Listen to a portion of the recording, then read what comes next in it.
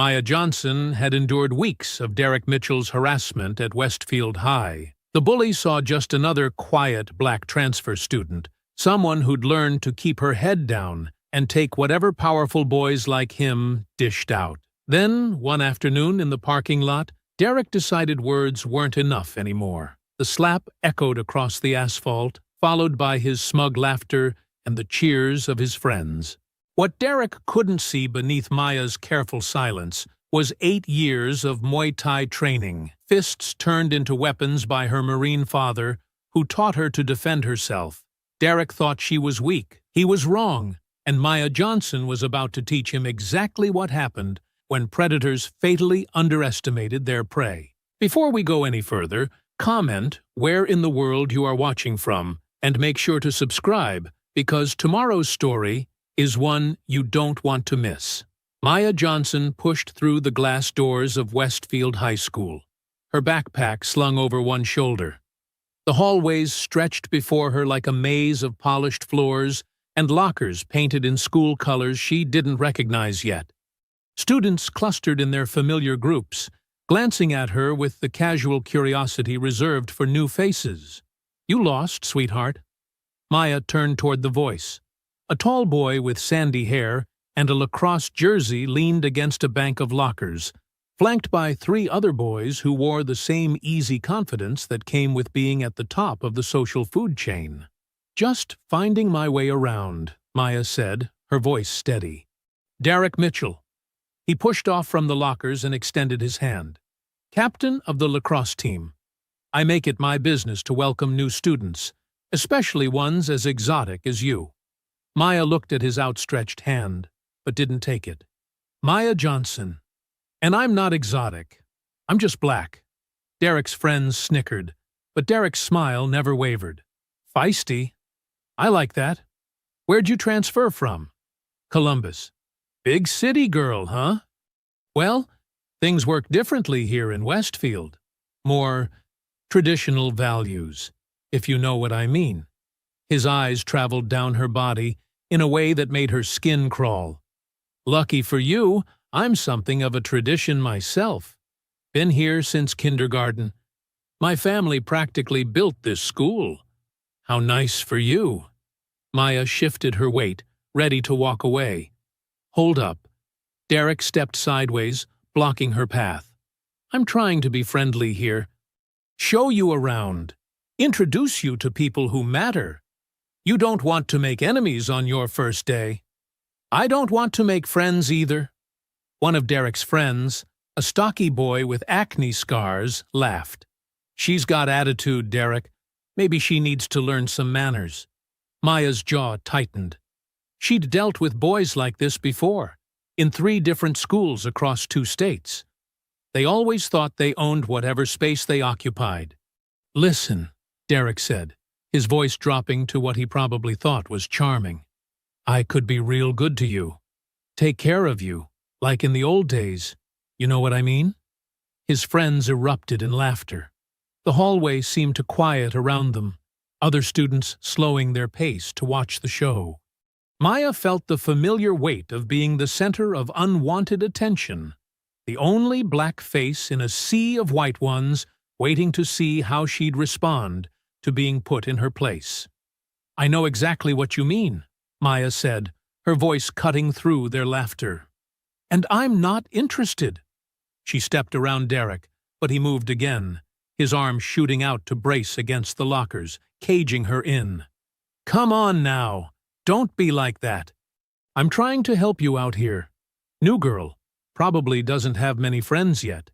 Could use someone to show her the ropes." Maya looked up at him, noting the way his friends had positioned themselves to block any easy escape routes.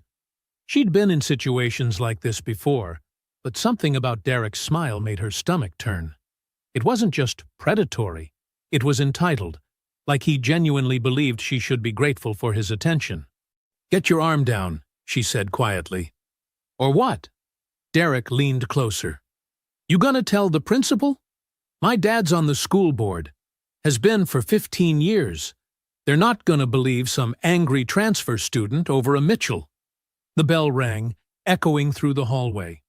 Students began moving toward their classes, but Derek and his friends stayed put. "This conversation isn't over," Derek said, finally lowering his arm. "Welcome to Westfield, Maya Johnson. Hope you enjoy your stay." As they walked away, Maya heard one of them say, "She's gonna be fun to break in." Maya stood there for a moment, watching them disappear into the crowd. She'd transferred schools 6 times in 4 years because of her mother's job, and she'd learned to read situations quickly. This wasn't just typical teenage posturing. This was something darker. She pulled out her class schedule and started walking toward her first period. Other students gave her a wide berth now, their eyes curious but careful not to linger too long. Word would spread quickly about the new girl who'd stood up to Derek Mitchell on her first day. Maya found her classroom and slipped inside, taking a seat in the back corner where she could see the door. As the teacher began taking attendance, she thought about Derek's words. Traditional values. The old days. She'd heard that kind of coded language before. Her father had taught her to throw a punch when she was 10, right after her first Muay Thai lesson. "Never start a fight," he'd said, "but always be ready to finish one." Looking around at her new classmates, Maya had a feeling she might need to remember that advice sooner than she'd hoped. Development 1. 900 words. Revised. The harassment started the next morning. Maya was pulling books from her locker when Derek appeared beside her, leaning against the adjacent locker like he belonged there. "Morning, beautiful. Sleep well? Dream about me?" Maya didn't look at him. "Move. Come on, don't be cold. I brought you a peace offering." He held out a banana. "Thought you might be hungry." His friends materialized behind him, snickering. Maya slammed her locker shut and walked away, but Derek followed. "Hey, where are you going? I'm trying to be nice here." Maya kept walking, but Derek stepped sideways, blocking her path to first period. Students in the hallway slowed, sensing drama. "You know, most girls would be grateful for the attention. Derek Mitchell doesn't just talk to anybody."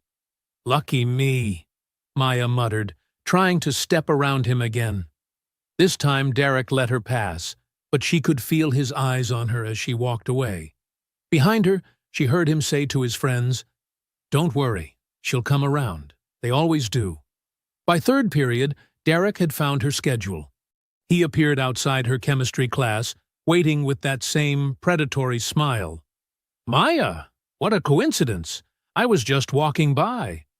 "Your next class is on the other side of the building," Maya said without stopping. "How do you know where my next class is?" Derek fell into step beside her. "You been asking about me? That's sweet." Maya's jaw clenched. She hadn't been asking. She'd overheard 2 girls talking about Derek's schedule during lunch. Apparently, half the school knew his routines by heart. "Look, I get it," Derek continued. "You're playing hard to get. It's cute. But you should know I always get what I want." Maya stopped walking. "What makes you think I'm something you can get?" Derek's smile faltered for just a moment before returning full force. "Everything's for sale, sweetheart. Just got to find the right price." The next day, Derek was waiting by her car in the parking lot after school. Maya had borrowed her mother's Honda for the day. Nothing fancy, but Derek ran his hand along the hood like he was appraising it. "Nice ride. Little beat up, but it's got character. Like its owner." "Get away from my car." "Relax. I'm not gonna hurt it. Just admiring."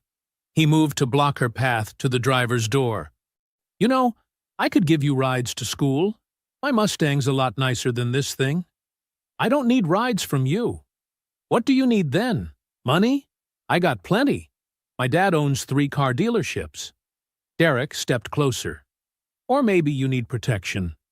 This school can be rough for outsiders." Maya felt her hands curl into fists. "Is that a threat?" "Just facts. Things happen to people who don't fit in. Accidents. Misunderstandings." Derek's voice dropped lower. "But stick with me, and nobody'll bother you." Maya unlocked her car and got in, but Derek grabbed the door before she could close it. "Think about it," he said. "I'll make it worth your while." The harassment escalated throughout the week. Derek appeared everywhere, outside her classes, in the cafeteria, by her locker. His comments became more explicit, his accidental touches more frequent. He'd brush against her in the hallway, put his hand on her lower back when talking to her, stand too close when she was at her locker. Maya tried going to the guidance counselor first. "Mrs. Patterson, I need to report a problem with another student." The counselor, a tired-looking woman in her 50s, barely looked up from her paperwork. "What kind of problem?" "A student named Derek Mitchell has been following me, making inappropriate comments, touching me when I tell him not to." Mrs. Patterson's pen stopped moving. "Derek Mitchell? Are you sure you're not misinterpreting friendly behavior? Derek's a good kid. Star athlete, honor roll, comes from a good family. He told me he could be my master, like in the old days. He follows me to my car. He touches me when I tell him not to." "Well," Mrs. Patterson set down her pen and looked at Maya for the first time. "Sometimes when we're new to a place, we can misread social cues. Boys here might be more forward than what you're used to. It's probably just his way of being welcoming." Maya stared at her. "Welcoming? I suggest you try to be more open-minded. Give Derek a chance. He's really quite nice once you get to know him." Maya left the office feeling sick. Meanwhile, across the school, Jake Santos watched Maya walk past his table in the library, her jaw tight with frustration. He recognized that look, the same expression he wore after his own failed attempts to report Derek's group for shoving him into lockers and calling him Taco Boy. Jake had been at Westfield for 2 years, ever since his family moved from El Paso. Derek and his friends had made those years miserable, but Jake had learned to keep his head down, take different routes through the halls, eat lunch in hidden corners. Watching Maya, he saw someone who hadn't learned to disappear yet. Part of him admired her refusal to back down. Another part of him feared what Derek would do to someone who kept saying no. That Friday, Derek cornered Maya by the gym doors after last period. "You've been avoiding me all week. That hurts my feelings." "Good." Derek's smile turned cold. "You think you're better than me? Than this place? Let me tell you something, Princess. You're nothing special. Just another what?" Maya stepped closer, her voice dangerous. Derek's eyes gleamed. "You know what? Don't make me say it." Maya felt something snap inside her chest. "Say it. I dare you." For a moment, Derek looked like he might actually do it. Then his smile returned, but it didn't reach his eyes. "Soon," he said quietly. "Real soon, you're gonna learn your place." Monday morning, Derek huddled with his friends by the trophy case, a wicked grin spreading across his face. "Today's the day, boys. Little Miss Attitude is about to learn her place." "What you got planned?" asked Tyler, the stocky one with acne scars. "Public humiliation. Gonna make her beg for my attention in front of everyone." Derek's eyes gleamed. "She thinks she's too good for me? Wait till she sees what happens to girls who don't show proper respect." "Dude, you're gonna get in trouble," said Connor, the tall, lanky one. "For what? Flirting? My dad's on the school board, remember? Besides, it'll just look like playful banter to anyone watching." Derek cracked his knuckles. "Time to break this filly in." His friends exchanged glances, but said nothing. They'd seen Derek's playful banter before. Derek spotted Maya at her locker and straightened his shoulders. "Show time." "There's my girl," Derek announced loudly, striding up with his usual entourage. "Miss me over the weekend?" "I'm not your girl," Maya said without turning around. "Come on, don't be shy. Everyone knows we've got something special." Derek moved closer, his voice carrying across the hallway. "Been telling everyone how exotic you are. How different." Maya slammed her locker shut and faced him. Stop calling me exotic. Why? It's a compliment. You're not like the basic girls here. You've got that wild, untamed thing going on. Derek's friends laughed, and Maya noticed more students gathering to watch. Like a beautiful animal that needs to be broken in. The hallway went quiet. Maya felt every eye on her, waiting to see how she'd respond to being compared to an animal that needed breaking. You want to know what's wild and untamed? Maya's voice was steady, but her hands were shaking with rage. Your breath. When's the last time you brushed your teeth? Or showered? You smell like a locker room that's been closed up all summer. Derek's smile faltered. Hey now. And speaking of basic, let's talk about your personality. You've got the depth of a puddle and the intelligence of a brick. The only reason girls talk to you is because daddy's money buys you fake friends and a fake reputation. Derek's face was turning red. His friends shifted uncomfortably. Your idea of flirting is calling girls exotic animals and talking about the old days like you're some plantation owner. News flash. Those days are over, and they're not coming back. You're just a scared little boy who can't handle being told no. Maya stepped closer, her voice rising. You think you're intimidating? You think you're special? You're nothing. You're a walking cliché with a trust fund and daddy issues. The most interesting thing about you is your car, and that's only because someone else designed it. The crowd had grown larger, phones coming out to record. Derek's face was now crimson. And one more thing, Maya said, her voice cutting through the silence. I wouldn't date you if you were the last boy on Earth. I have standards, and you don't even register on the scale. Derek stood there for a moment, his mouth opening and closing like a fish. The laughter from earlier had died completely. Students were looking at him with expressions ranging from shock to barely concealed amusement. Derek felt the humiliation burning through his chest like acid. This wasn't how it was supposed to go. She was supposed to break, not fight back. His friends were staring at him, waiting to see what he'd do. You think you're funny? Derek forced a laugh that sounded more like a bark. You think this is over? You just made the biggest mistake of your life. Maya turned to walk away, but Derek's voice followed her. Nobody talks to me like that. Nobody! The rest of the day, Derek seethed. Every whisper in the hallway felt like mockery. Every glance felt like judgment. By lunch, the video of Maya's verbal destruction had spread through the school like wildfire. She got you good, man, Tyler said, trying to lighten the mood. But hey, at least, shut up, Derek snapped. Just shut up. Derek barely heard his afternoon classes. All he could think about was Maya's voice, cutting through him like a blade. The way students had looked at him afterward. The way some had actually smiled. By the time school ended, Derek's humiliation had curdled into rage. We're gonna fix this, he told his friends as they headed to the parking lot. All of us. She wants to play tough. Let's see how tough she really is. Maya was walking to her car when they caught up with her. Going somewhere? Derek asked. We're not done talking. Yes, we are. Maya kept walking toward her car. No, we're not.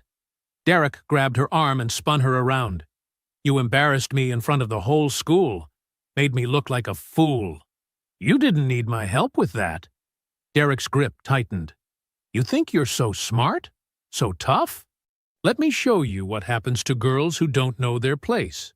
Maya looked down at his hand on her arm, then back up at his face. Let go of me. Or what? Let go of me now. Derek laughed, but there was no humor in it. You're gonna learn some respect. His hand shot out and slapped her rear hard enough that the sound echoed across the parking lot. His friends burst into laughter, and Derek grinned, feeling like he'd finally regained control. There we go. Much better. For a moment, everything was still. Derek was smiling, his friends were laughing, and a few students who'd been heading to their cars had stopped to watch. Maya stood frozen for a heartbeat. Then she turned around slowly, and something in her expression made Derek's smile waver. "Big mistake," she said quietly. Derek opened his mouth to respond, but Maya's right hook caught him square in the jaw before he could speak. The crack of impact was audible 20 feet away. Derek's eyes rolled back, and he crumpled to the asphalt like a sack of wet concrete. His friends stared in shock for half a second before rushing forward. Tyler swung first, but Maya ducked under his punch and drove her knee into his solar plexus. He doubled over, gasping. Connor grabbed for her arms, trying to restrain her. Maya spun out of his grip and caught him with an elbow to the ribs that sent him staggering backward. The third friend, Brad, smaller but quicker, managed to land a glancing blow to her shoulder before Maya's roundhouse kick caught him in the stomach and dropped him to his knees. The whole fight lasted less than 30 seconds. Maya stood over Derek's unconscious form, her chest heaving. Around the parking lot, students had their phones out, recording everything. Some were cheering, others looked terrified. "Maya Johnson!" Security guards were running toward them, radios crackling. Maya didn't resist as they grabbed her arms, but she kept her eyes on Derek's motionless body. "Someone call an ambulance!" one of the guards shouted. As they led Maya away, she heard another student say, "Holy crap! Did you see that?" She destroyed them. Derek was starting to stir, blood trickling from his mouth. His friends were slowly getting to their feet, clutching their injuries. The war had officially begun. Principal Anderson's office felt like a courtroom. Maya sat in the hard plastic chair, her mother beside her, while Anderson shuffled through papers with the urgency of someone trying to avoid eye contact. 5 days suspension, Anderson announced without looking up. Maya initiated physical violence against 4 students, resulting in 1 concussion and multiple injuries. Frankly, she's lucky the police aren't involved. What about what they did to her? Maya's mother, Lisa Johnson, leaned forward in her chair. "That boy put his hands on my daughter inappropriately." According to witness statements, Derek was simply talking to Maya when she became violent. Anderson finally looked up, his expression carefully neutral. "There's no evidence of inappropriate contact." "There's video of him slapping her behind." Lisa's voice was rising. "Multiple students recorded it." "I've reviewed the footage. It shows Maya striking Derek without provocation." Maya stared at him. "Without provocation? The video I was shown begins with you throwing the first punch. Whatever happened before that is hearsay." Lisa stood up. "This is unbelievable. So Derek gets no punishment at all." Derek and his friends were victims of an unprovoked attack. They're receiving medical attention and counseling support. Anderson's tone suggested the meeting was over. Maya will serve her suspension starting tomorrow. When she returns, any further incidents will result in expulsion and possible criminal charges. In the hallway outside the office, Maya's hands were shaking with rage. "They edited the video. Cut out everything before I hit him." "I know, baby." Lisa put her arm around her daughter. "We'll figure this out." That evening, Maya sat at the kitchen table staring at her untouched dinner, while her parents talked in hushed voices by the sink. Her father, Marcus Johnson, had been silent since Lisa explained what happened at school. Finally, Marcus sat down across from Maya. "Tell me exactly what happened." "Every detail." Maya recounted the weeks of harassment, Derek's escalating behavior, the useless meeting with the counselor, and finally, the parking lot confrontation. Marcus listened without interrupting, his jaw getting tighter with each detail. "You did the right thing," he said quietly when she finished. "Marcus," Lisa warned from the kitchen. "No, Lisa. She did exactly what she should have done." Marcus looked at Maya directly. "When someone puts their hands on you like that, after you've told them to stop, you have every right to defend yourself. But I'm the one who got suspended. Because the system protects boys like Derek. Always has. Marcus's voice carried the weight of his own experiences. But here's what they don't understand. You didn't just defend yourself. You sent a message to every other predator in that school. Maya felt tears threatening. It doesn't matter. Nothing changed. Everything changed. You just don't see it yet. Marcus reached across the table and took her hand. Your grandmother used to tell me, sometimes you have to fight the same battle twice before people understand you're serious. This isn't over, Maya. It's just getting started. What do you mean? You showed them you can fight. Now you have to show them you won't stop fighting. Marcus squeezed her hand. But you can't do it alone. Find others who've been hurt by this boy. Build something bigger than just you.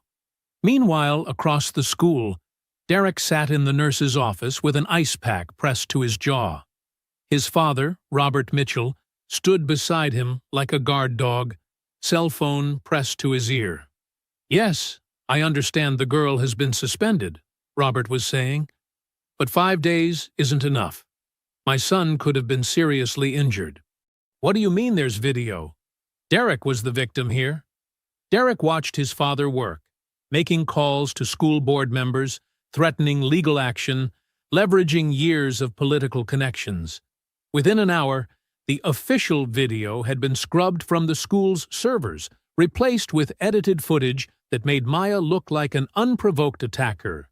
Don't worry, son, Robert said after hanging up. This will all blow over, and that girl will think twice before messing with a Mitchell again. But Derek wasn't thinking about Maya's punishment. He was thinking about the moment her fist connected with his jaw, the way she'd moved like she knew exactly what she was doing. None of his friends had ever fought back before. None of them had ever knocked him unconscious. 2 days into Maya's suspension, Jake Santos was eating lunch alone in the library when he saw something that made his stomach drop. Derek and his crew were surrounding a freshman girl by the water fountain, close enough that Jake could hear every word. Come on, Amy, don't be shy, Derek was saying, his jaw still slightly swollen. I just want to talk. I need to get to class, the girl whispered. Class can wait. We're having a conversation here. Derek moved closer, backing her against the wall. You know what happened to the last girl who was rude to me? She got suspended. Might even get expelled. Jake had seen this exact scene play out dozens of times over the past 2 years. Different victims, same predator. But something about watching it happen again, so soon after Maya's suspension, made him feel sick. Please, I just want to go to class. See, that's not how this works, Derek said. You show me some respect, maybe smile a little, and then we can talk about letting you go. Jake stood up without thinking. Hey! Derek turned, annoyed at the interruption. What do you want, Taco Boy? Leave her alone. Derek laughed. Or what? You gonna call your girlfriend Maya? Oh, wait. She's suspended for being a violent thug. Jake's hands were shaking, but he didn't back down. Just leave her alone. You know what? You're right. Derek stepped away from the freshman. Amy can go, but you and I need to have a conversation. The freshman girl fled without looking back. Derek's friends moved to surround Jake, who suddenly realized he'd made a terrible mistake. You think because Maya sucker punched me, that makes you tough too? Derek grabbed Jake by the shirt and slammed him against the lockers. Let me explain something to you. That girl got lucky. It won't happen again. Jake tried to pull away, but Derek's grip tightened. And if I hear about you running your mouth to anyone about what just happened, you're gonna wish you'd stayed in whatever border town you crawled out of. That afternoon, Jake walked home with a split lip and a black eye, Derek's threats echoing in his head. But he also walked home with something else, a phone number he'd copied from the substitute teacher's desk. Maya answered on the second ring. Maya? This is Jake Santos. We don't really know each other, but we need to talk. What happened to your voice? You sound like you've been crying. Jake touched his swollen lip. Derek happened. Look, I know you're suspended, but when you get back, we need to meet. There are others. Kids who've been dealing with Derek and his friends for years. How many others? Jake thought about all the students he'd seen cornered in hallways, humiliated in bathrooms, threatened into silence. More than you think. And after what you did to him, after seeing someone finally fight back, Jake's voice grew stronger. People are ready to listen. Maya was quiet for a long moment, remembering her father's words about building something bigger. Where do you want to meet? Behind the gym. First day you're back. We'll figure out what comes next. After hanging up, Jake stared at his reflection in his bedroom mirror. For the first time in 2 years, he didn't look away from the bruises. Instead, he started making a list of names. Every kid he'd seen Derek's group target. Every student who'd been too scared to speak up. The war was about to get bigger. Maya's first day back at Westfield felt like walking into enemy territory. Students stared as she passed, some with admiration, others with fear. Word had spread about her suspension, but so had whispers about Derek's continued behavior while she was gone. Behind the gym, Jake Santos waited with 3 other students Maya didn't recognize. His split lip had healed, but the black eye was still fading to yellow around the edges. You came, Jake said, relief evident in his voice. You said there were others. Maya looked at the small group. This them? A thin girl with short brown hair stepped forward. I'm Emma Rodriguez. Derek and his friends cornered me in the bathroom last month. Called me names, threatened to flush my head in the toilet if I told anyone. Marcus Washington, said a tall black sophomore. They've been taking my lunch money since freshman year. Yesterday they shoved me into the trophy case and told everyone I was trying to steal something. The third student, a pale boy with thick glasses, barely whispered his introduction. Ben Chen. They make me do their homework. Maya felt her father's words echoing in her mind. Build something bigger than just you. How many others? She asked.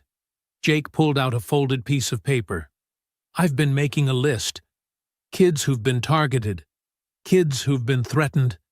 Kids who just keep their heads down because they're scared. He handed her the paper.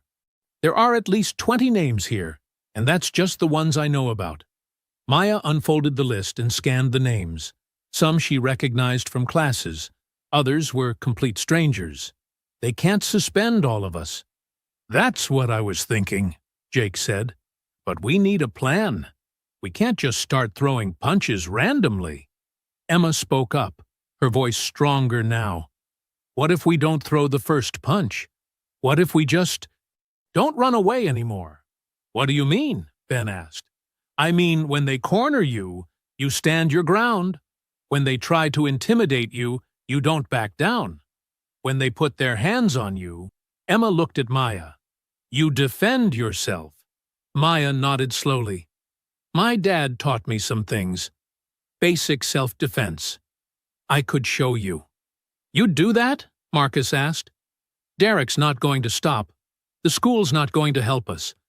So, we help ourselves. Maya folded the list and put it in her pocket. But everyone needs to understand.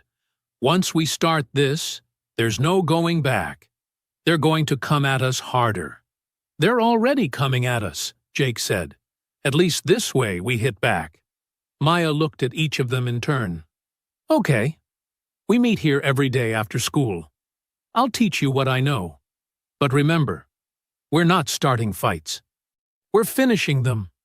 Over the next 3 days, their group grew. Word spread quietly through the school's underground network of victims and outcasts. Students who'd been suffering in silence began to find their way to the meetings behind the gym. Maya taught them basic blocks, how to break free from grabs, where to hit to cause maximum damage. She showed Emma how to use her speed to stay out of reach. She taught Marcus how to use his height advantage. She helped Ben overcome his fear of physical contact. The most important thing, Maya told them on Thursday, is to not fight fair. They don't fight fair, so neither do we. You go for eyes, throat, knees, whatever it takes to get away safe. Jake watched her demonstrate a knee strike and realized Maya was becoming something more than just another victim who'd fought back. She was becoming their leader. Meanwhile, Derek had noticed the whispers. Students who used to scatter when they saw him coming were making eye contact now. Kids who'd been easy targets were walking differently, standing straighter. "Something's going on," he told Tyler as they stood by their lockers Friday afternoon. "These losers are acting weird." "Weird how?" "Like they're not scared anymore. That freshman girl, Emma? She didn't even flinch when I walked past her yesterday." Tyler shrugged. "Maybe they're just getting used to you being back." But Derek knew it was more than that.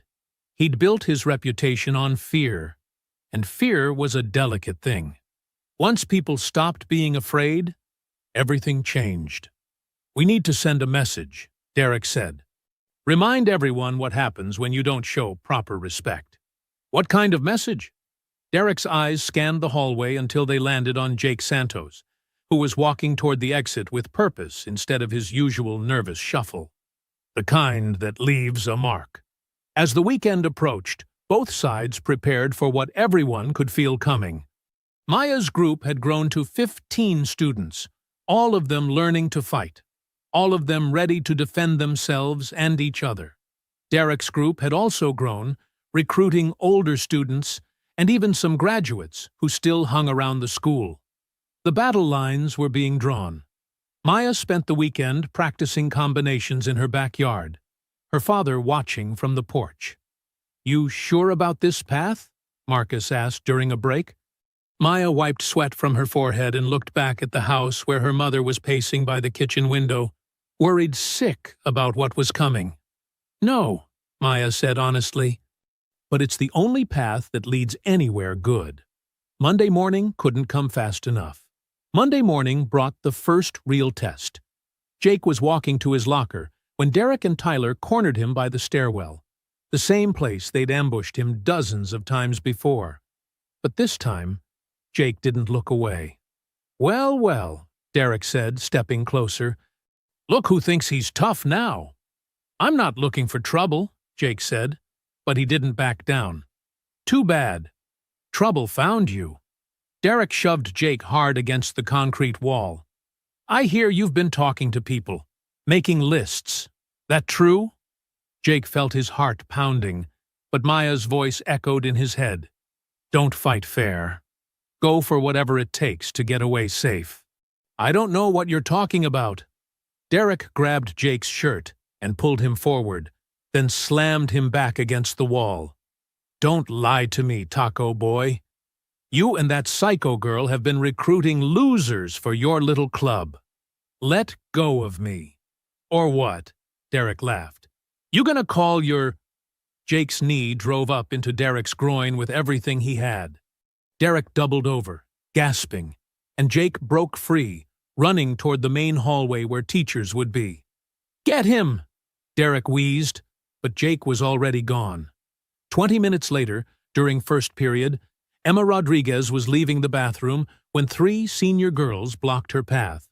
Maya had warned them that Derek might recruit others, but Emma hadn't expected this. "You're Emma, right?" The lead girl, a blonde cheerleader named Brittany, smiled coldly. "I'm friends with Derek." "Okay," Emma said, trying to step around them. "Not so fast." Brittany moved to block her again. "Derek told me you've been spreading lies about him. That's not very nice." "I haven't said anything that isn't true." "See, that's the problem. Truth is relative." Brittany stepped closer. "And Derek's family has been good to this school. Your family? Nobody even knows who you are." Emma felt the familiar fear creeping up her throat, but then she remembered Maya's words about standing your ground. "Move," Emma said firmly. "Excuse me?" "I said move. I need to get to class." Brittany's smile disappeared. "You little—" Emma didn't wait for her to finish. She pushed past Brittany with enough force to send the cheerleader stumbling backward into the sink. "You're going to regret this," Brittany called as Emma walked away. By lunch, word had spread about both incidents. Maya sat with her growing group in a corner of the cafeteria, watching Derek's table across the room. "They're recruiting," Marcus said quietly. "I saw Derek talking to some of the football players during PE." "How many?" Maya asked. "Maybe 6 or 7. Big guys." Ben looked terrified. "What if they come after us all at once?" "Then we stick together," Maya said. "Nobody walks alone. Buddy system everywhere." Across the cafeteria, Derek was indeed building his own army. His jaw still ached from Jake's knee, and the humiliation burned worse than the physical pain. "I want them isolated," Derek told the football players he'd recruited. "Pick them off one by one. Show the rest of the school what happens when you mess with us." "What about the girl?" asked Chad, a senior linebacker. "The one who started all this?"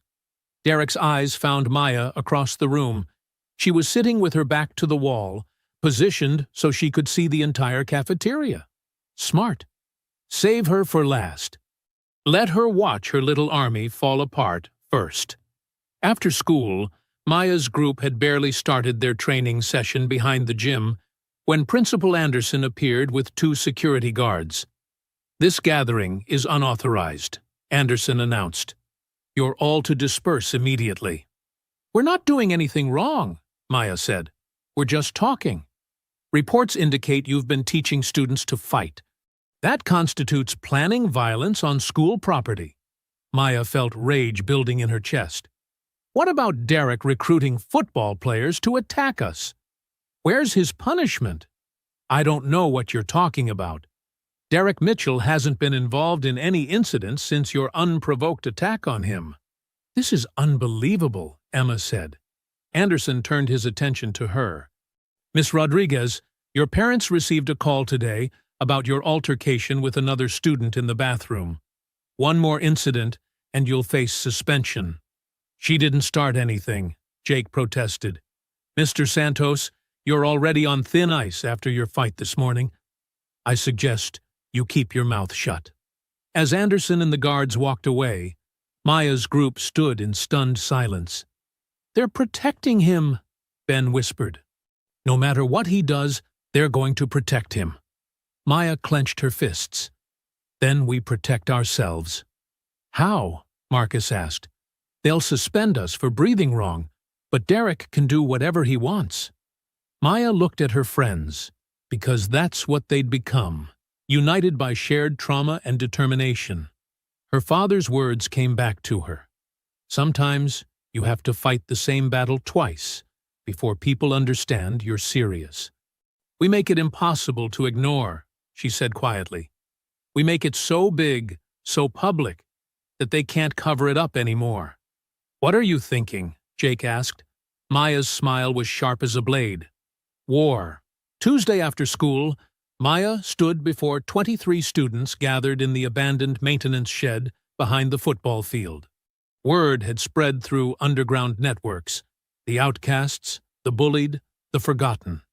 They'd found a new meeting place after being banned from school property. "I know you're all scared," Maya began, her voice carrying across the cramped space. "I know, because I was scared too. Scared of Derek. Scared of his friends.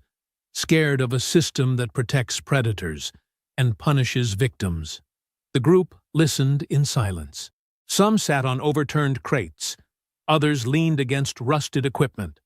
All of them bore the invisible scars of Derek's reign of terror. But yesterday something changed. Jake fought back. Emma fought back. They stood up to bullies who thought they owned this school. Maya's voice grew stronger. "And you know what happened? The bullies got hurt. The bullies got scared. For the first time in years, they felt what we've been feeling every single day." "What if they expel us?" Ben asked, his voice barely above a whisper. "What if they don't?" Maya shot back. "What if we keep taking their abuse until we graduate? What happens to the kids who come after us?" Do we just leave them to suffer like we did? Silence filled the shed. Maya could see the internal struggle on every face, the war between fear and hope, between self-preservation and justice. My dad told me something, Maya continued. He said, sometimes you have to fight the same battle twice before people understand you're serious. Well, I'm done fighting alone. We all are. A junior named Terrell, who'd been quiet until now, spoke up. My little sister starts here next year. She's tiny, barely 5 feet tall. If Derek's still here when she arrives, his hands clenched into fists. I can't let that happen. Then don't, Maya said simply. Help us stop it. How? Emma asked. They've got the administration, they've got their parents' money, they've got everything. They don't have numbers, Jake said, standing up. There are more of us than there are of them. There always have been. Maya nodded. The only reason Derek has power is because we gave it to him, because we scattered when he showed up, because we suffered in silence, because we let him pick us off one by one. She walked to the center of the group. No more. From now on, when Derek or his friends approach any of us, we don't run, we don't hide. We stand together, and we fight back. What if someone gets seriously hurt? A sophomore girl asked. Maya's expression hardened. People are already getting hurt. Every day. The difference is now Derek's going to hurt too. Across town, Derek sat in his bedroom, nursing a bag of ice against his groin, while his father paced angrily. This is getting out of hand, Robert Mitchell said. First, that Johnson girl attacks you. Now other students are getting aggressive. The school needs to crack down harder. It's fine, Dad. I can handle a few losers. This isn't about what you can handle. This is about respect, about maintaining order. Robert stopped pacing and looked at his son. Maybe it's time to involve the police, file assault charges against some of these kids. Derek considered this. The idea of watching Maya get arrested had definite appeal, but something about it felt like admitting defeat, like he couldn't handle his own battles. Not yet, Derek said. Give me a few more days. Back at the shed, Maya was wrapping up her speech. I won't lie to you. This is going to get worse before it gets better. They're going to try to break us, to make us afraid again. Some of you might get suspended or expelled. Some of you might get hurt.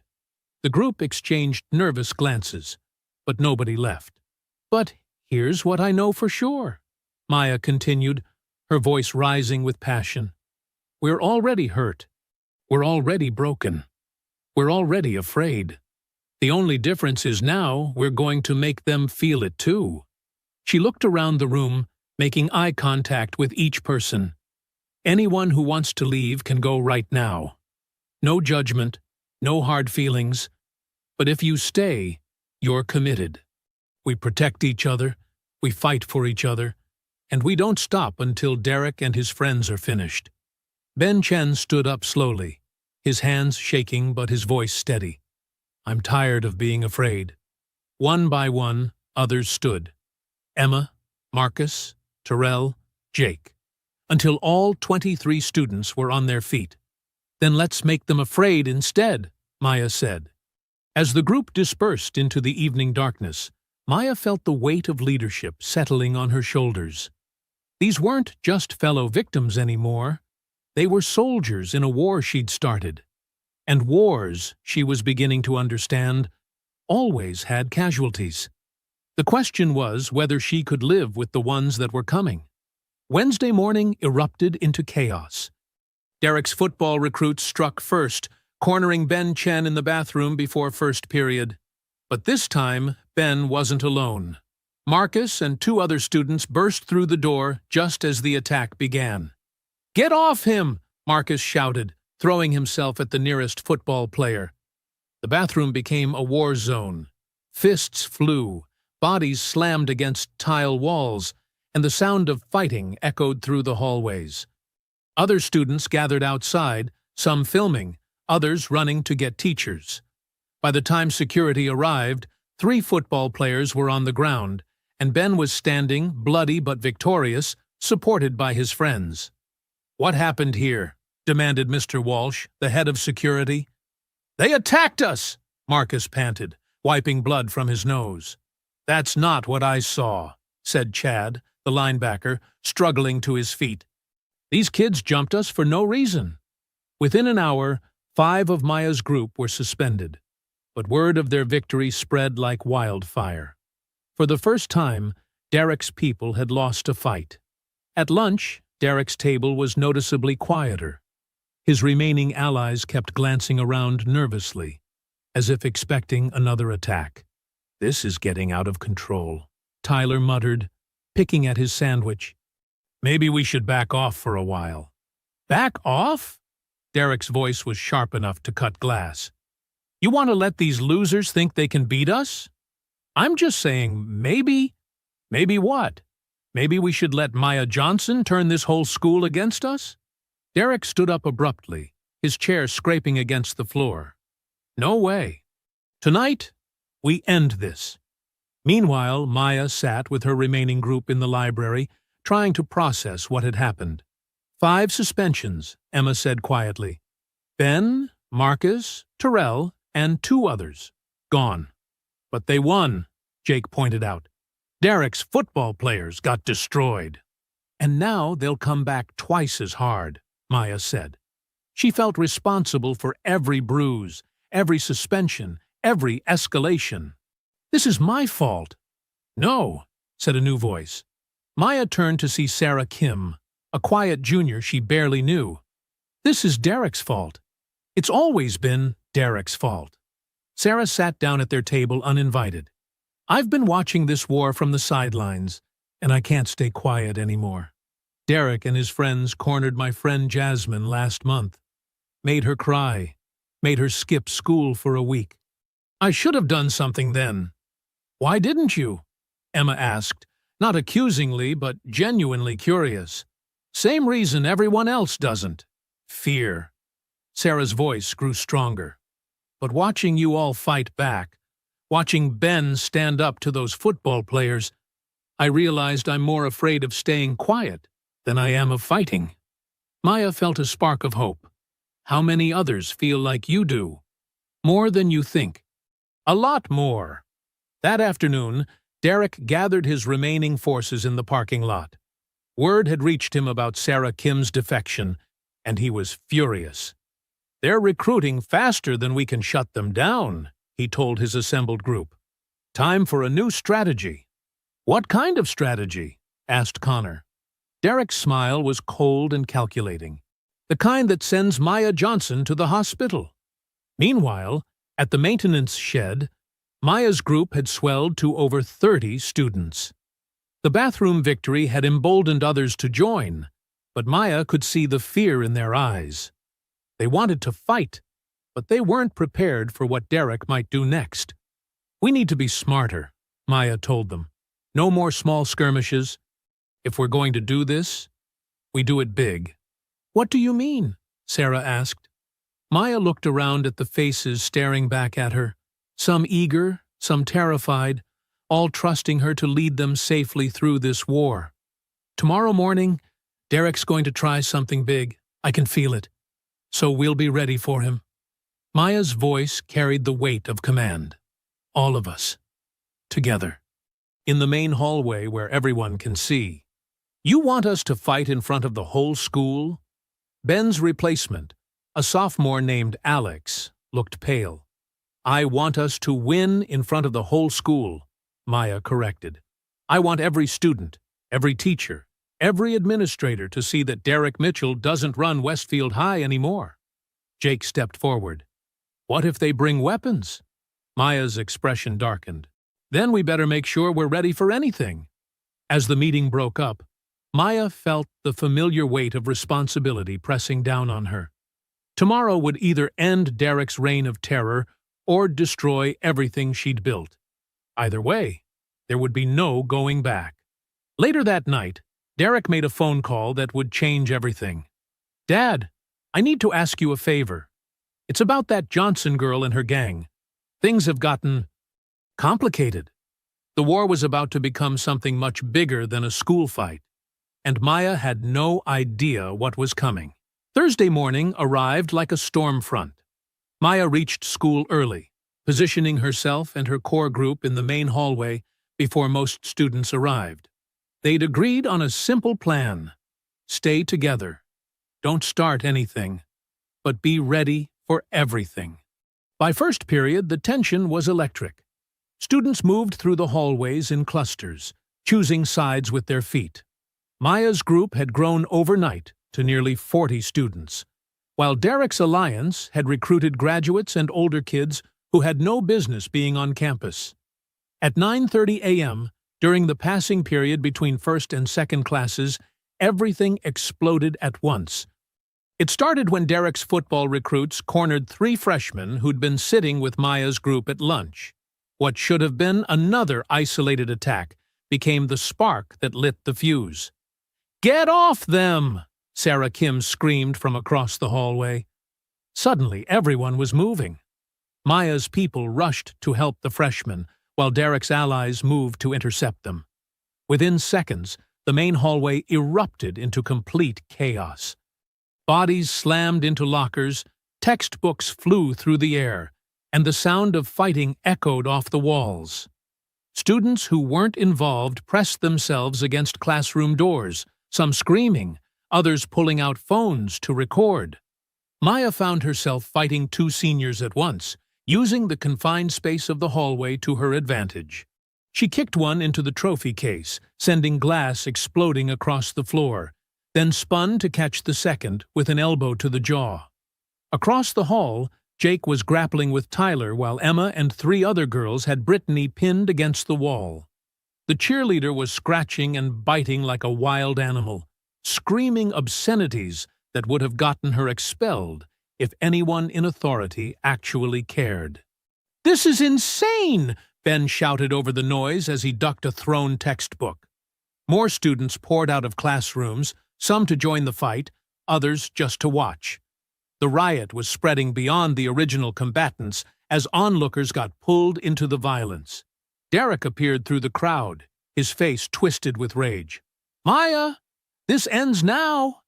But before he could reach her, a fire alarm began blaring. Someone had pulled it during the chaos, and now sprinklers were activating throughout the building. Water rained down on the fighting students, making the floors slippery and dangerous. Several people went down hard on the wet tile, but the fighting continued. "Everyone, stop!" A teacher's voice cut through the noise, but nobody was listening anymore. Maya slipped on the wet floor and went down, immediately rolling to avoid a kick from one of Derek's recruits. She swept his legs and sent him crashing into a group of lockers. The riot had taken on a life of its own. Students who'd never been involved in the original conflict were throwing punches, settling old scores, or just getting caught up in the violence. The careful battle lines Maya and Derek had drawn had dissolved into pure chaos. Through the sprinkler rain and the screaming, Maya caught sight of Principal Anderson standing at the far end of the hallway with a phone pressed to his ear. His face was pale as he spoke rapidly to whoever was on the other end. "We need immediate assistance," she heard him say. "Multiple fights, property damage, complete loss of control." Maya realized this was exactly what Derek's father had been waiting for. An excuse to bring in outside force to crush her movement permanently. A window shattered as someone was thrown against it. Glass joined the water on the floor, making footing even more treacherous. Several students were bleeding now, though whether from punches or cuts from the debris, Maya couldn't tell. "Maya!" Jake appeared beside her, his shirt torn and his lips split. "We need to get out of here." "No!" Maya shouted back over the noise. "We can't run now!"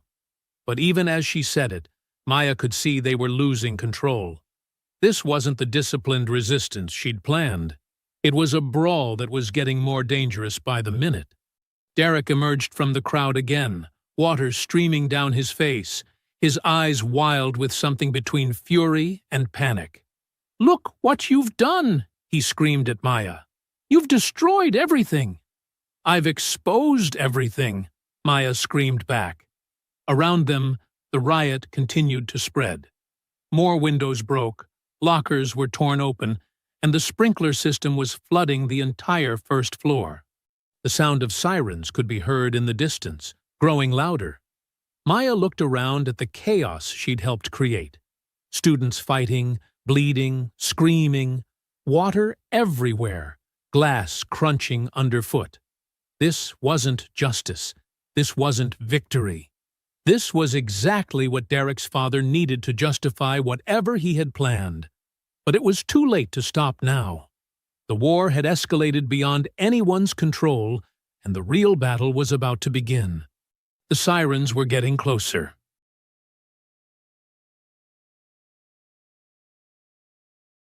The riot was dying down as exhaustion set in, but Maya and Derek found themselves alone in the center of the flooded hallway.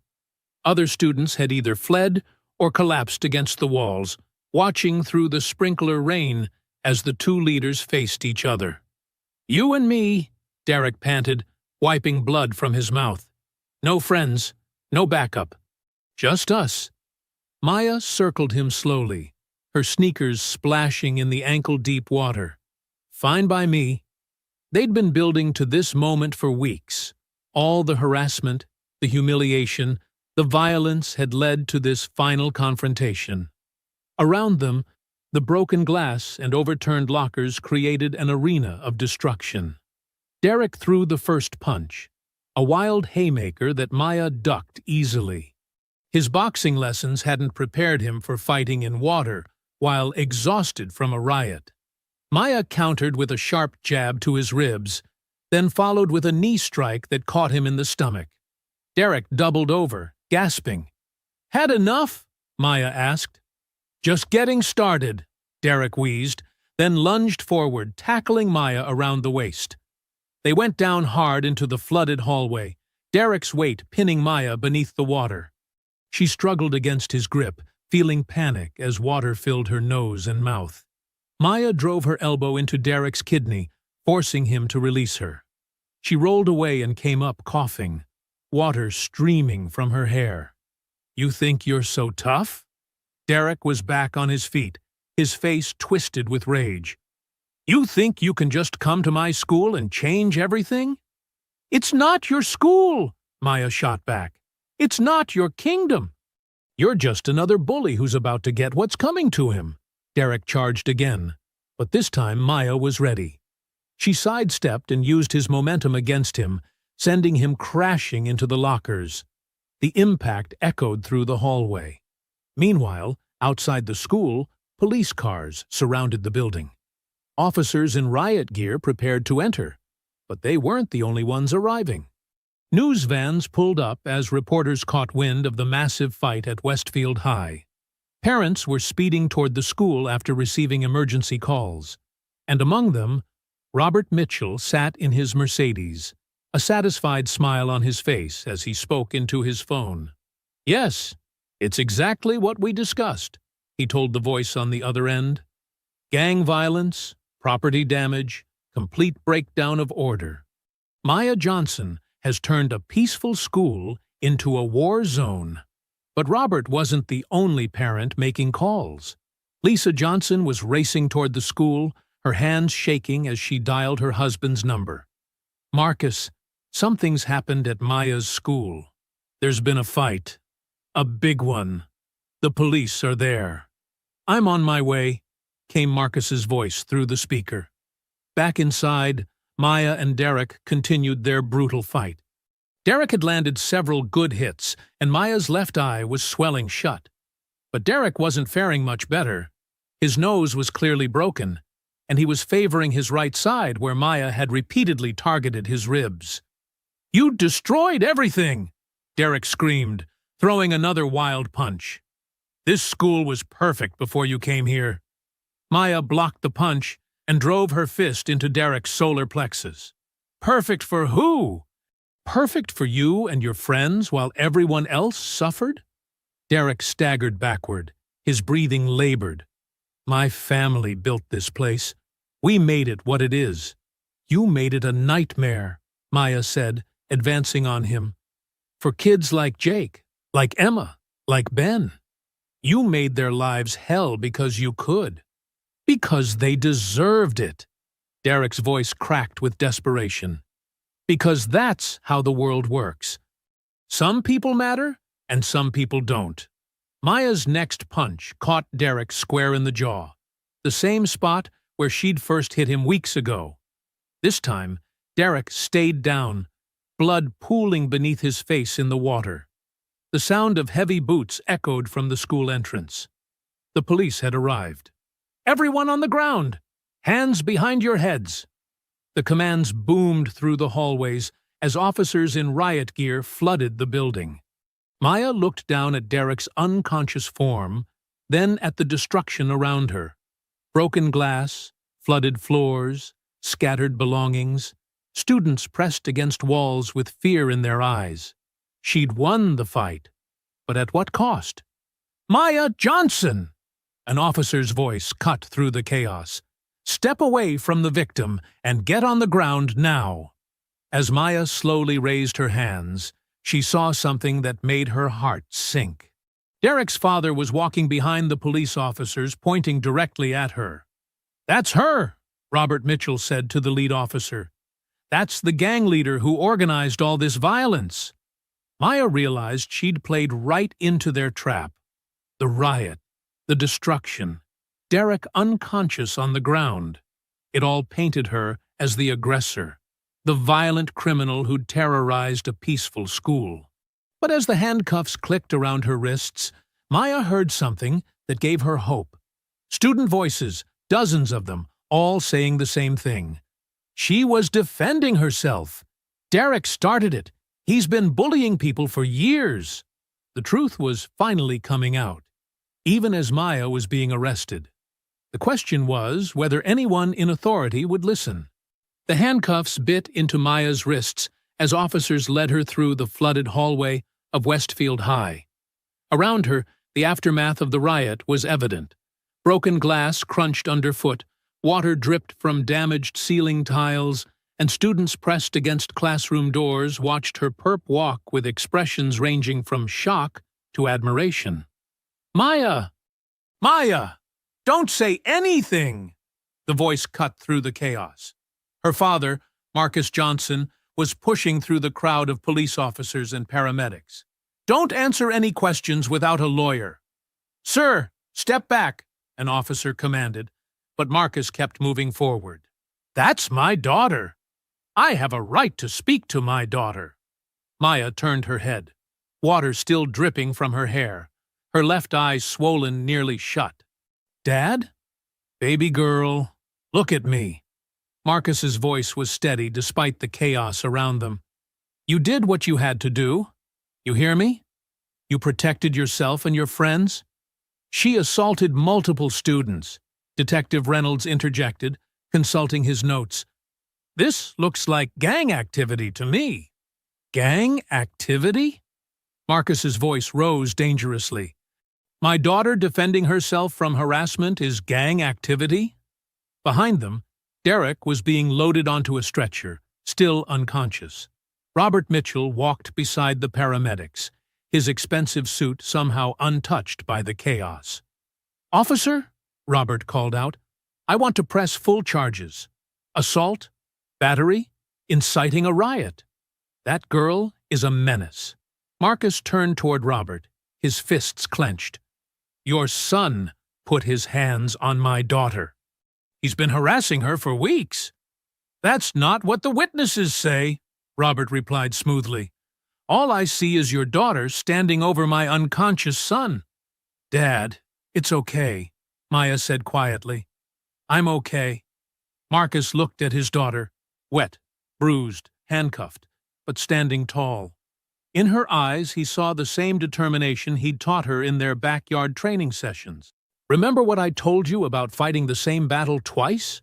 Marcus said, as the officers prepared to lead her away. "Yeah, this is the second fight, and this time the whole world's watching."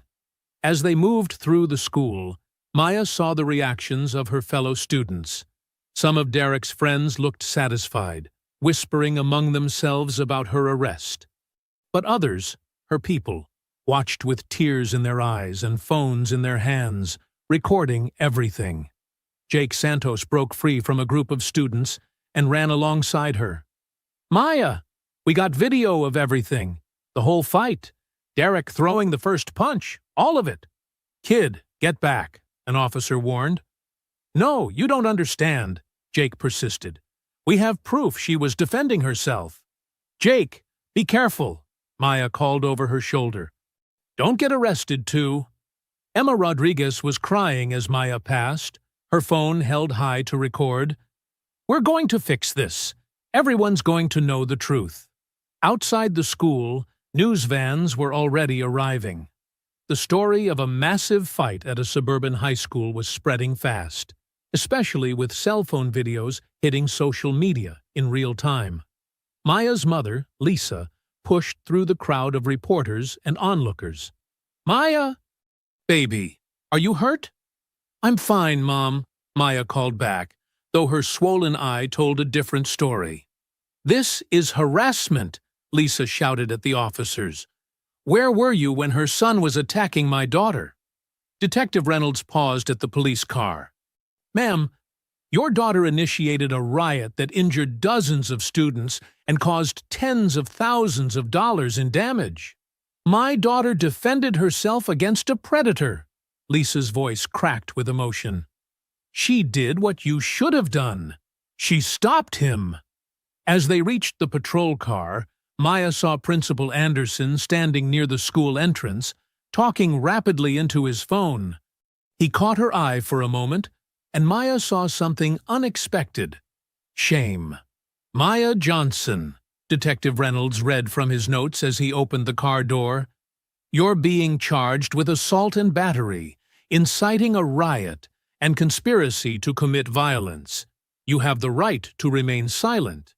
Maya barely heard the Miranda rights. She was watching her friends through the car window, Jake organizing students to upload their videos, Emma coordinating with parents who were arriving, Ben Chen limping but standing strong with the group. They weren't backing down. Even with their leader arrested, they were still fighting.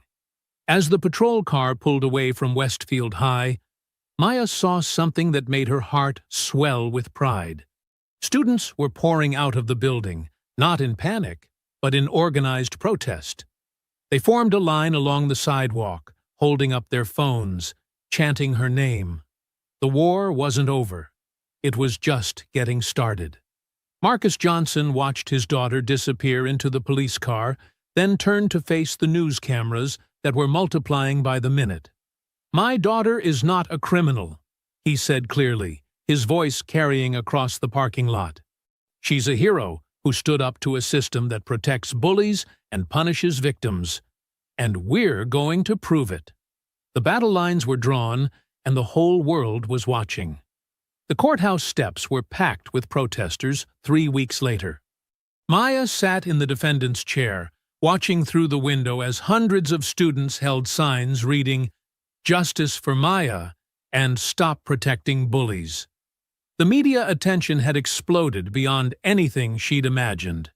"Your Honor," District Attorney Rebecca Walsh stood before Judge Martinez, her voice carrying the weight of authority. Maya Johnson organized and led a criminal conspiracy that resulted in a riot causing over $50,000 in property damage. She turned Westfield High School into a battlefield. Maya's lawyer, a young public defender named David Chen, Ben's older brother who'd taken the case pro bono, rose to respond. "Your Honor, Maya Johnson is not a criminal. She's a victim who was forced to defend herself when every adult authority figure failed her."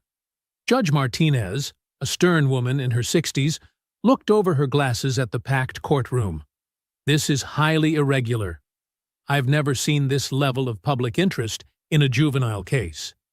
The prosecution began their case with Principal Anderson, who took the stand looking uncomfortable in his rarely worn suit. "Principal Anderson," D.A. Walsh began, "can you describe the defendant's behavior since transferring to Westfield High?" Maya Johnson was Disruptive from day one, she showed no respect for authority and seemed determined to cause problems. David Chen stood for cross-examination. Principal Anderson, how many formal complaints did you receive about Derek Mitchell's behavior toward other students? Anderson shifted uncomfortably. I don't recall specific numbers. Let me refresh your memory. David held up a thick folder. 17 formal complaints over 2 years. What action did you take? The Mitchell family has been very supportive of our school. Sometimes complaints are exaggerated by attention-seeking students. A murmur of anger rippled through the courtroom. Maya watched several of Derek's former victims lean forward in their seats. So you believed Derek Mitchell over multiple victims because his family donated money to the school? Objection, the prosecutor called. Sustained, Judge Martinez said. But her expression suggested she'd heard enough. The real bombshell came when David Chen called Jake Santos to the stand. Jake, 3 days ago, you discovered something on Derek Mitchell's social media accounts. Can you tell the court what you found? Jake's hands shook slightly as he spoke. I found videos and posts that Derek thought he'd deleted. They showed him planning attacks on students, bragging about harassment, and coordinating with his father to cover everything up. On the courtroom's display screen, a video began playing. It showed Derek and his friends in Derek's bedroom, planning their final assault on Maya's group. We'll make it look like she started everything, Derek's voice echoed through the silent courtroom. My dad's already talked to the cops. They'll arrest her and her gang, and everything goes back to normal. Gasps rippled through the audience. Robert Mitchell's face had gone pale in the front row. But the evidence wasn't finished. Jake had recovered months of deleted content. Derek bragging about breaking in exotic girls, videos of him and his friends cornering students, even recordings of conversations with his father about using police connections to handle problems. Furthermore, David continued, we have testimony from 47 students documenting years of systematic harassment that school officials ignored or covered up. One by one, Derek's victims took the stand. Emma Rodriguez described being cornered in bathrooms while teachers walked past. Ben Chen talked about being forced to do homework under threat of violence, his voice growing stronger with each word. Marcus Washington detailed having his lunch money stolen weekly while administrators told him to try being nicer to his attackers. Each testimony built on the last, painting a picture of institutional failure that went far beyond one troubled student. The turning point came when Derek himself took the stand. His lawyer had advised against it, but Robert Mitchell insisted his son testify to clear his name. Derek walked to the witness stand with his arm still in a sling, his face showing faded bruises from Maya's final punch. He'd clearly been coached, speaking carefully and avoiding eye contact with Maya. Derek, his lawyer began gently, can you tell the court what happened the day of the fight? I was just trying to talk to Maya, to work things out peacefully. She'd been threatening me and my friends for weeks, organizing other students to attack us. And when you approached her that day, she immediately became violent, started throwing punches for no reason. I was just defending myself when she knocked me unconscious. The prosecutor smiled, confident in Derek's performance. But under David Chen's cross-examination, Derek's arrogance began to show through his coached responses. Derek, did you tell Maya Johnson you could be her master like in the old days? Derek's lawyer objected, but Derek was already answering. It was just a joke. She was being uptight about everything. A joke? I didn't mean it like that. Some people just don't have a sense of humor. Did you follow Maya to her car and make threatening comments? I was trying to be friendly. She kept rejecting my attempts to be nice. Did you slap Maya Johnson's behind in the school parking lot? Derek's lawyer objected again, but Derek's temper was rising. She needed to learn some respect. Girls like her think they can just... Girls like her? David interrupted. What do you mean by that? Derek realized his mistake too late. I mean, I just meant, you meant black girls, didn't you? You meant girls who don't submit to your harassment should be taught lessons? That's not what I said, but it's what you meant. Just like when you told your friends you were going to break in the exotic animal, correct? Derek's face flushed red. You're twisting my words. These are your words, Derek. Your deleted social media posts, your text messages, your own voice on video. David's voice rose with righteous anger. You targeted Maya Johnson because she was black, because she was new, and because you thought you could get away with it, like you had with dozens of other students. She was the violent one, Derek shouted, abandoning all pretense of calm. She's the one who brought gang violence to our school. Before she came, everything was peaceful. Peaceful for who, Derek? Peaceful for you while you terrorized other students? They deserved it, Derek's voice cracked with desperation. That's how the world works. Some people matter and some people don't. The courtroom erupted. Judge Martinez slammed her gavel repeatedly, calling for order. But Derek wasn't finished. My family built this town. We made that school what it is. Some little gangbanger doesn't get to come in and destroy everything we worked for. David Chen let the words hang in the air. Derek's true nature finally exposed for everyone to see. When order was restored, Judge Martinez's voice cut through the silence like a blade. I've heard enough. After reviewing all evidence and testimony, it's clear that Maya Johnson was defending herself against a pattern of harassment and assault that school officials not only ignored, but actively covered up. Her voice carried the weight of justice finally being served. All charges against Maya Johnson are dismissed. The courtroom exploded in cheers. Outside, the crowd of supporters erupted in celebration, their chants audible even through the courthouse walls. But Judge Martinez wasn't finished. Furthermore, I'm ordering a full investigation into the handling of bullying complaints at Westfield High School. Derek Mitchell will face charges for assault, harassment, and conspiracy.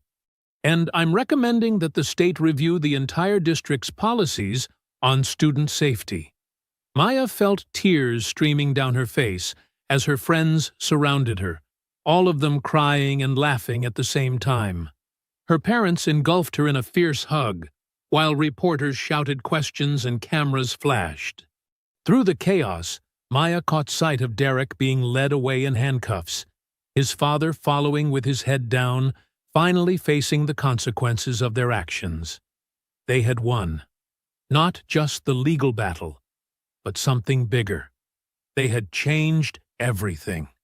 6 months later, Maya walked through the halls of Westfield High School, but everything had changed. New anti-bullying posters lined the walls, reporting hotlines were prominently displayed, and most importantly, she could feel the difference in the atmosphere. Maya! Jake Santos jogged up to her, a huge grin on his face. Did you see the news? What news? Derek got sentenced yesterday. 2 years in juvenile detention, plus community service when he gets out. And his dad lost his seat on the school board. Maya nodded, feeling a complex mix of satisfaction and sadness. Justice had been served, but she took no joy in Derek's downfall, only relief that he could no longer hurt others. Emma Rodriguez appeared at Maya's locker, practically bouncing with excitement. Also, did you hear about Principal Anderson?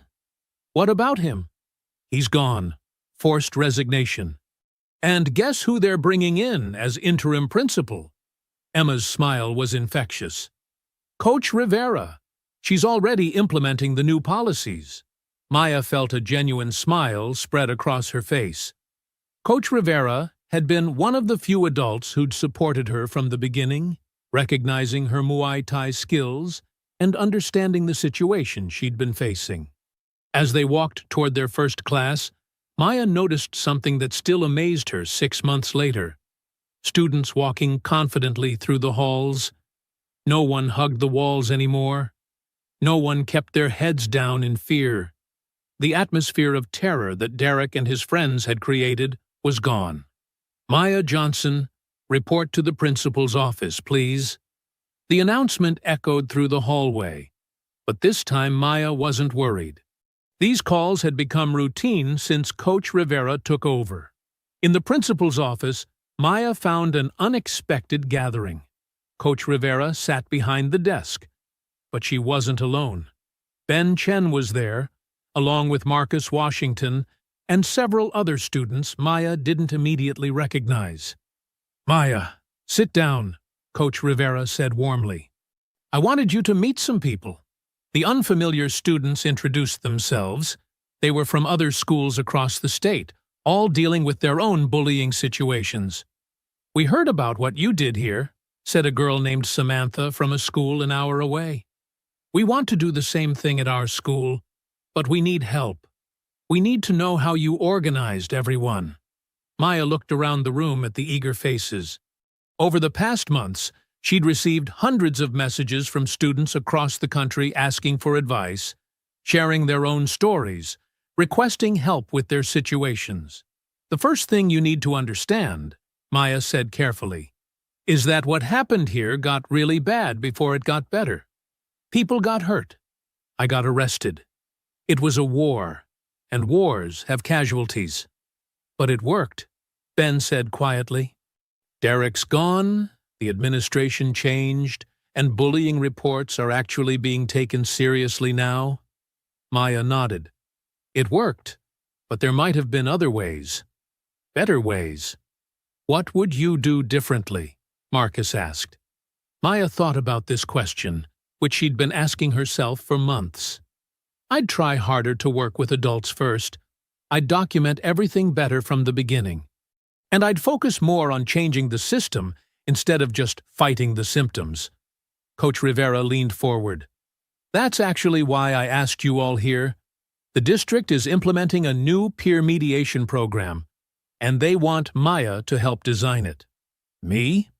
"You've become something of an expert on student conflict resolution," Coach Rivera smiled. "Your case is being studied by school districts across the country. They want to learn from what happened here." The meeting continued for another hour, with Maya sharing strategies for organization, documentation, and building coalitions. As the students from other schools prepared to leave, Samantha approached Maya. "Thank you," she said simply. "You gave us hope."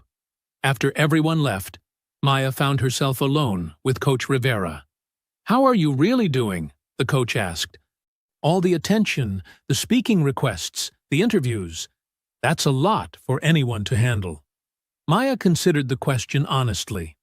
"Some days I feel like a hero. Other days I feel like I just got lucky that things worked out. And some days I wonder if I just made everything worse for a while." "The fact that you question yourself shows wisdom," Coach Rivera said. "Heroes in movies never doubt themselves. Real heroes always do. What happens now? I graduate in a few months. Now you get to decide what kind of person you want to be going forward. The Maya Johnson who fought Derek? She was necessary. But the Maya Johnson who prevents the next Derek? She might be even more important." That evening, Maya sat in her backyard with her father, both of them practicing forms in the fading light. It had become their routine, a way to stay connected and centered amid all the chaos that had followed the trial. "Dad," Maya said during a break, "do you think I did the right thing?"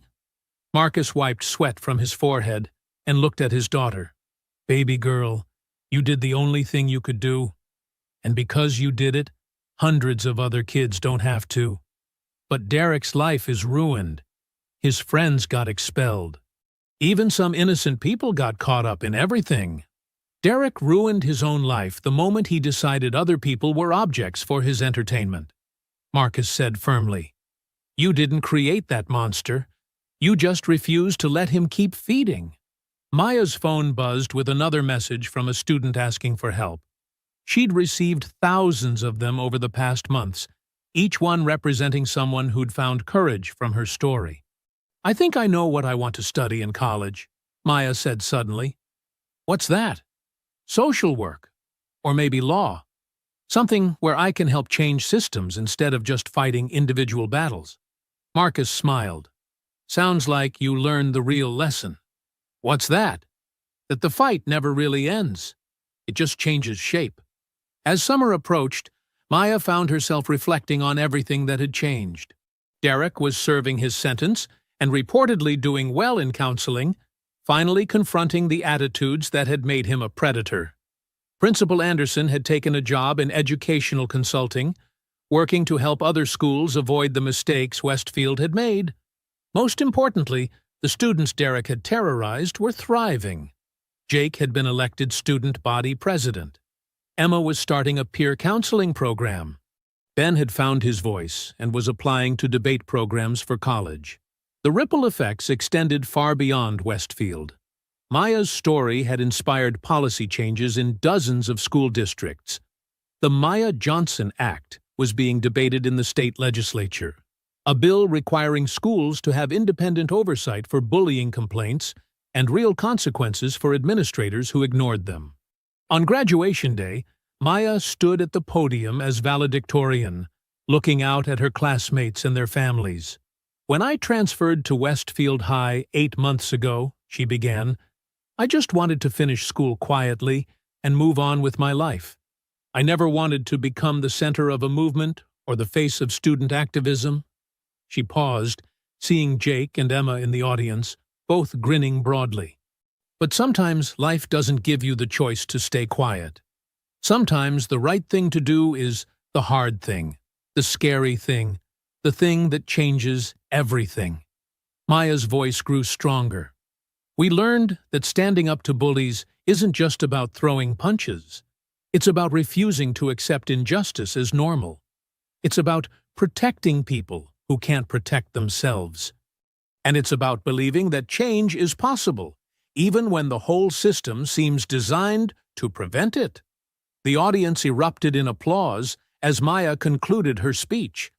In the crowd, she saw her parents beaming with pride, Coach Rivera nodding approvingly, and dozens of students whose lives had been changed by the events of the past year.